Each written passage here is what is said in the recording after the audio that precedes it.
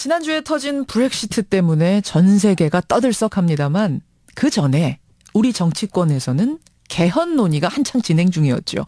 화두는 정세균 국회의장이 던졌고요. 정치권에서는 시작하려면 빨리 해야 된다. 빨리 하면 다음 대선부터 적용시킬 수 있다. 이런 의견과 아니다. 이번 정권에선 틀렸고 대선 공약으로 각 후보들이 제시해서 다음 정권에서 이뤄내면 된다. 이런 의견들이 나오는 중이었습니다. 그런데요, 이 개헌을 이미 7년 전 본인이 국회의장일 때 강력하게 주장했던 분이 있습니다. 마치 지금 정세균 의장처럼 강력하게 말이죠. 하지만 결국은 안 됐습니다. 그분은 지금 이 상황을 어떻게 보고 있을까요? 18대 국회의장을 지낸 분이죠. 김영호 전 국회의장 오늘 초대를 해봤습니다. 김영호 의장님 안녕하세요. 네, 안녕하세요. 김영호입니다. 요즘 오가는 개헌 논의 보면은 옛날 생각 많이 나시죠? 그렇죠. 예. 아니 개헌 논의 지금 당장 필요합니까? 이미 진행되었어야 되는 거고 또 이번에 놓치면 안 될 것이다 이런 입장입니다. 더 이상 불행한 대통령이 안 나와야 되지 않겠느냐는 것입니다. 대통령에게 과도하게 권한이 집중되어 있는 이 시스템을 바꾸지 않으면 안 된다 이겁니다. 어떤 그 포퓰리즘적인 선거는 당선이 돼야 되니까요. 예. 국민에게 표 많이 받기 위해서는 복지는 향상시키겠다, 세금은 줄이겠다 뭐 이런 식으로 얘기를 하게 되는 현상이란 말이에요. 포퓰리즘 나타나고. 예. 그러니까 이 4년, 5년 매년 선거를 하는 이런 것도 국가를 위해서 지극히 바람직하지 않지만은 예. 좀 더 본질적으로 대통령에게 막강한 권한을 어떻게 합리적으로 줄여나가고 조정하고. 막강한 권한이 있으면 행복한 대통령이어야 될 것 같은데 오히려 다들 불행하게 맞췄다. 이 제도는 이대로 좋지 않다. 성과에 집착을 하다 보니까 전임 대통령 했던 거 업적을 지워버리고 새로운 거 내고 연속성보다는 단속성, 단절이 되고 장기적인 전망이 안 되고 또 이제 권력 누수 현상, 뭐 레임덕이라 그러지 않습니까? 필연적이죠. 이게 결국 국가의 손해고 국민의 피해가 온다. 이렇게 되니까 이제는 바꿔야지. 이야기를 나누다 보니까 자연스럽게 이제 바꾼다면 어떤 모양이 좋겠느냐라는 이야기로 넘어가게 되는데요. 그렇죠. 예. 어떤 모양이 제일 좋다고 생각하세요? 어떤 모양이냐 하면은 우리는 그냥 어떤 껍데기 중심이다 말이에요. 4년 주임제다, 본권행위다, 대학제다가 아니고. 지금 대통령의 권한을 축소하면 그 권한이라는 것은 어딘가는 가야 됩니다. 어디로 갈 것인가. 지금 이제 개헌 논의의 핵심에서 빠져 있는 것 중에 하나가요. 결국 국회로 가는 겁니다. 국회로. 네. 그래서 문제는 여기에 있는 겁니다. 개헌의 애로가. 책임 있는 국회, 책임을 지는 국회의원의 모습을 보여달라. 국민이 신뢰할 수 있는 국회를 보여달라는 것이거든요. 왜 정시에 국회 문을 열지 않습니까? 또 무슨 특권에 그렇게 사로잡혀 있느냐. 왜 막말을 하느냐. 또 면책 특권 뒤에 숨어있지 마라 이거죠. 이런 국회의 모습을 일신하고 이건 국회의원의 신뢰부터 회복해 나가자. 이렇게 얘기하고 싶습니다. 그 외에 지금 선거구 제도를 바꾸는 문제까지 같이 가야 된다고 보십니까? 중대선거구제로의 변화. 이것도 이제 뭐 개헌의 한 부분이 되겠죠. 우리가 이게 87년 체제라는 것이 좋은 점도 많이 있었죠. 장기 집권이나 독점을 못하게 하는 것도 있지만은 그 30년 사이에 얼마나 많은 세월이 바뀌었습니까? 우리가 완전히 생활하고 있는 인터넷 정보화 개념조차도 없었을 때 만들어진 겁니다. 네, 맞습니다. 그런 의미에서 돌아가고 있는데 아직도 그때 그리고 한마디만 더 하자면은요. 그때 개헌은 대통령 내 손으로라는 우리 국민들의 열망에 의해서 만들어진 헌법 아닙니까? 그렇죠. 이 한두 달 만에 후다닥 만들어버렸어요. 유신의 잔재가 많은 부분 헌법 속에 남아있고 숨어있다 이겁니다. 예를 들면 어떤 게 그렇게 남아있습니까? 87년 당시에 우리 예산이 12조였습니다. 지금은 400조가 넘죠. 특별 회계까지 합하면 한 7, 800조 될 겁니다. 이렇게 몇백 배 늘어난 예산인데 심의기간은 60일이에요. 유신 전에는 120일이었습니다. 유신 때 60일로 했는데 이 60일 심의도 상임위원회에서 30일, 예결위에서 30일. 상임위원회 30일 중에서 다른 한 건 빼고 나면은 한 10일 정도 심의하고 예결위에서도 한 10일 정도 심의해서 일반회계에서 390조, 특별회계 똑같은 이 수준에 뭐 700~800조에 이르는 예산을 한 10일 국회의원들이 심의한다 이게. 그러네요. 국회의 권한을 이런 식으로 형식적으로만 채워준 것도 있다. 이런 유신헌법의 잔재적인 것들이 하나하나가 곳곳에 수보했다 이거예요. 근데요, 의장님. 네. 18대 때도 그렇게 말씀하셨지만 실패했고 19대 때도 실패했습니다. 과연 이번엔 될까요? 되겠습니까? 이번에는 저는 사실 이번에 될까. 2012년이 적기였기 때문에 2008년도에 초기에 하자 이렇게 했는데 그다음에는 다시 2032년이 이제 대통령 선거와 국회의원 선거 한꺼번에 했거든요. 그렇죠. 근데 그때까지 기다리기에는 나라가 지금 되어가는 꼴이 너무나 심상치 않습니다. 우리 국가 이러다가는요, 뭐 주저앉는 것 같은 기분이 들어요. 왜 이번에 기회가 있다고 제가 얘기를 하느냐면요.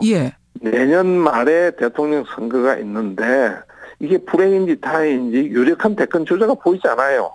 유력한 대권 주자가 내가 다음에 대통령이 돼가 어떤 헌법을 하겠다는 천명이 없는 이 지역에 유력한 대권 주자의 눈치를 보지 않고 그야말로 당리당략에 치우치지 않은 개헌을 정당한 개헌을 오직 국민과 국가만 바라보는 미래를 향한 개헌을 할 수 있는 적기가 검열이 됐다. 이런 겁니다. 그렇게 보시는군요. 그러니까 예전 1년 6개월 전을 예전에 떠올려 보면 정말 유력한 주자들이 벌써 선언도 하고 유력한 주장이 있거나 대통령이 자기 면피용으로 하거나 이렇게 했는데 지금 그렇지 않다. 그렇지 않은 상황 지금이 적기다.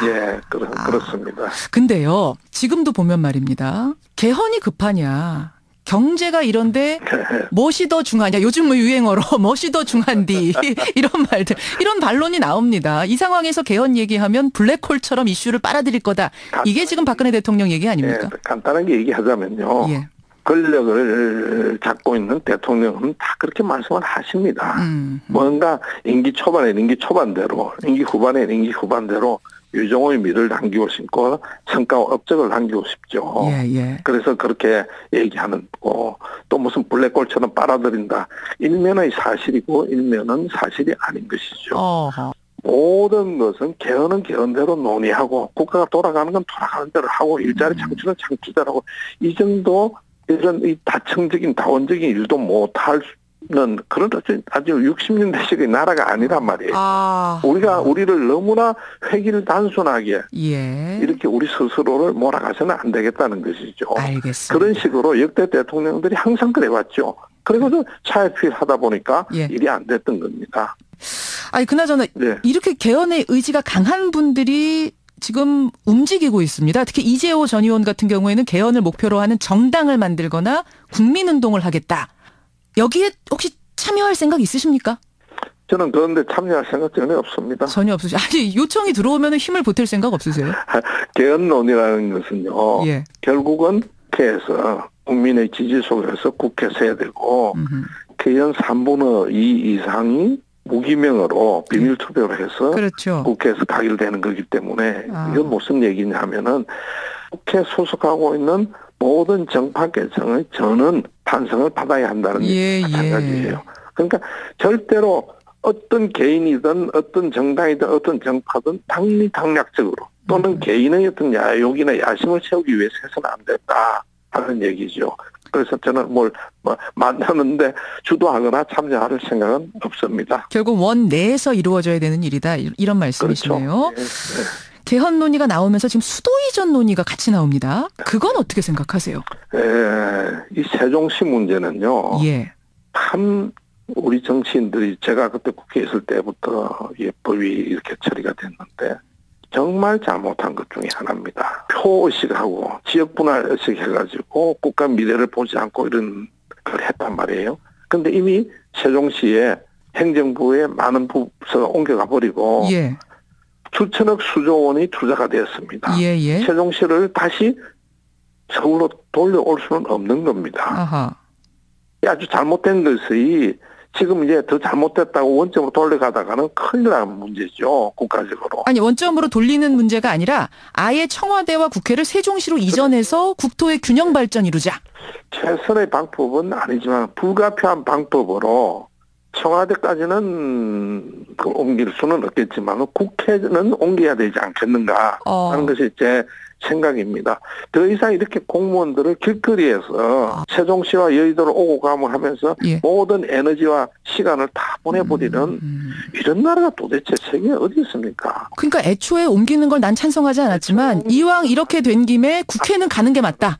그렇습니다. 그리고 여기에 또 일부는 말이죠. 또 편법적으로 국회 분원을 설치하자. 이거 더 망하자는 얘기입니다.